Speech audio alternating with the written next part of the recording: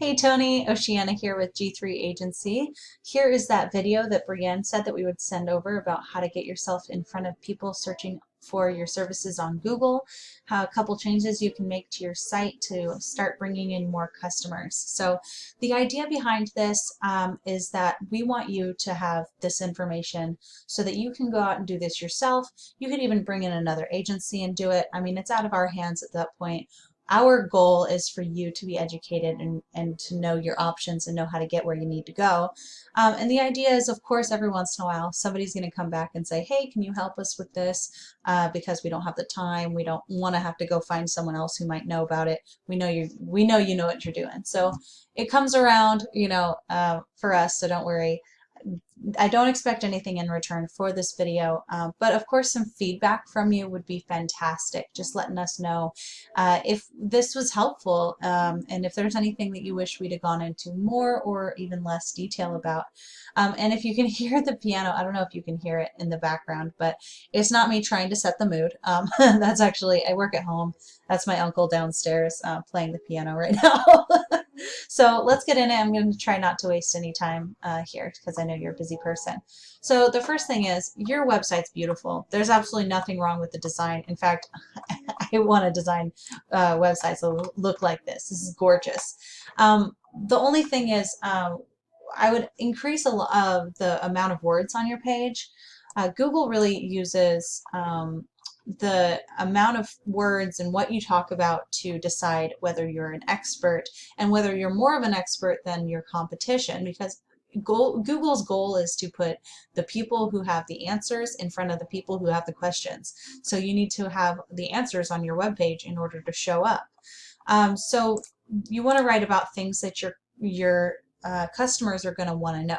Things like what you use, where you service, what the process is like. I mean, anything that you can put on there to talk about your business and talk about, the things that a person would talk about if they're an expert. You know better than I do what exactly you should talk about on here. But what I suggest is that you make sure that you have more content on your site than your competitors have on theirs. And you also want to include certain phrases in there. And those phrases are going to be the ones that people use when they're looking for you or for your service when they don't know who they're going with yet. So for instance, carpet cleaners Roseville. This is one of the phrases people are using to find carpet cleaners in the Roseville area. This right here, this column shows how many times a month this search term is being searched in an average month. So for instance, like carpet cleaners Roseville CA, to you and I, that's the same thing as this search term right here. They're looking for the exact same thing. But to Google, because it's slightly different here, it counts as a whole other thing. So this together, this is a whole 400 people searching for that same thing. And this one wouldn't be good because that's for Nebraska. This is for Nebraska. Let's see, Roseville carpet cleaners, there's another 20 people looking for it that way. And if I go over here to cleaning instead of cleaners, we've got even more people. Well, not this one, that's Nebraska. Cleaning Roseville, though, there we go. 200 people looking for it there. So it looks like Roseville is really the spot where there's the most demand for carpet cleaning, at least through Google right now. Let's see, yeah, so what we're going to want to do is put that into Google. And basically we want to see what we're up against. What is the competition doing to show up on the first page of Google? This up here, this is Google guaranteed. And you can pay money to get leads through Google guarantee, but I'm not really familiar with that. I'm not going to pretend to be. My specialty is getting people into the maps here, as well as getting people up into the organic results here. So how you get up into the maps is with Google My Business a listing. So you want to go to business.google.com if you haven't yet, and make sure that your name, address, and phone number is listed properly, because then you're going to take your information, that specific information spelled the same way, and you're going to put it into different directories like Yelp, Yext, City Star, White Pages, Yellow Pages, etc. And every time that you do that, that counts as a citation, and every citation is like a little boost in confidence for Google, showing it that you really do serve this area, and that'll help you show up closer to the top of the results. And if you end up in the top 3, you're shown on this first page of Google, which is going to result in a lot of people going to your website, as well as a lot of people calling your phone. And then down here, we've got the organic listings. So the first 3 are Yelp and Angie, and they're directories. So I'm not gonna focus on those ones. I'm gonna go down here to the first local competitor of yours, and so it's more of a apples to apples kind of thing. So we've got their website here, so we want to look at it critically and think, what is it that they're doing right? Because they're doing something right, and I can tell you, we're looking at this right now. It's their content. They have a lot of words on their page, so that's one part. They do a good job of talking about what they're doing and linking to service pages, so that's really good. So we're going to want to do better than that. We want to go through, see how many, this is probably about 1,000 words, so you want to have 2,000 on yours, and you want to make sure to include those phrases. And in fact, I'm going to see if they're including this one in their stuff here. So they didn't even include this exact phrase in here. So that's one way that you can get ahead, because they talk about Roseville and they talk about carpet cleaning, although oh, see, this is carpet cleaning Roseville, but they don't have carpet cleaners Roseville, and so that would be a closer match. So that's what you want to do, is have that specific match in there.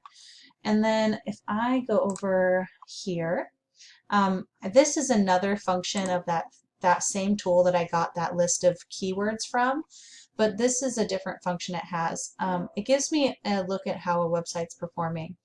This UR score here, for instance, this is an indicator of how much Google thinks this website, actually this web page, is trustworthy. It's very specifically their home page, because that's the page that I put in here. And then their DR score is how trusted their entire website is. And we've got 74 referring domains. This is what affects this score here. I'm not being clear on this. Let me try to start over again. The UR score is how trusted this exact page is. The DR score is how trusted the entire website is. How you increase these numbers is with referring domains, which are websites that have any website that has a link to this website is a referring domain for that website. So if you have Facebook with a link to your website on it, that's a referring domain. Facebook is a referring domain there.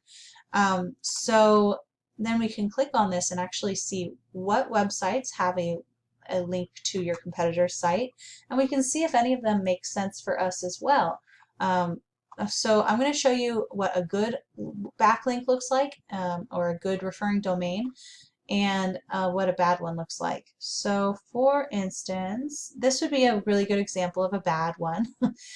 Cleaning, although it's semi-okay because it's cleaning services, at least in the title, but you see it's Blogspot and it has a 0 domain rating. That's the DR, so that's the entire website's trustworthiness score. This is a very low scoring site, so that's going to be bringing your site down. Whereas a better link, where are they?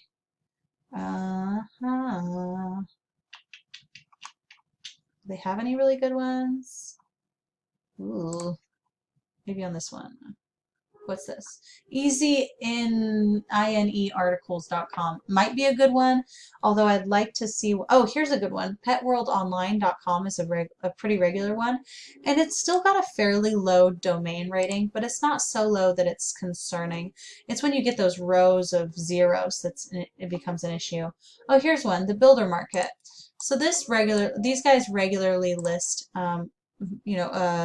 service-based businesses, and they've got a pretty good domain rating here. This one, Super Pages, probably a great one. It's got a very good rating. So, SF Gate, San Francisco Gate.com, that looks good. It's got a nice score. So that's going to help to bring your popularity or your credibility or trustworthiness, your DR score, up. And it also has to do with your local area, which is very helpful in signaling to Google where you are and what you do. That's basically what you're trying to get across to them. Okay, so I hope this was helpful. If I didn't make sense or if I talk too fast, I really want to know that stuff. I'm always trying to improve myself and help people even more the next time. So any feedback you can give me would be fantastic. If you'd like to talk about possible partnership in the future, I'd be happy to set up a time to talk about your goals and see if my agency can help you reach those goals. But other than that, I hope that you have a wonderful weekend, and I'll talk to you soon. Thanks.